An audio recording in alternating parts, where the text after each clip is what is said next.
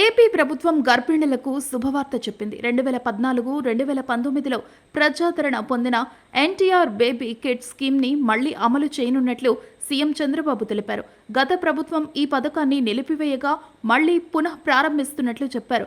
దోమతెర, baby dress, napkins, towel సహా 11 రకాల వస్తువులతో కూడిన బేబీ కిట్ను గర్భిణులకు అందించనుంది.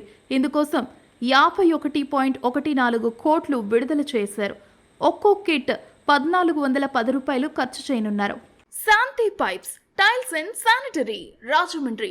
మీరు నిర్మించుకునే ఇల్లు, అపార్ట్మెంట్ లేదా ఎటువంటి కట్టడాలకైనా కావలసిన అన్ని రకాల శానిటరీ మెటీరియల్స్ మా దగ్గర దొరుకును.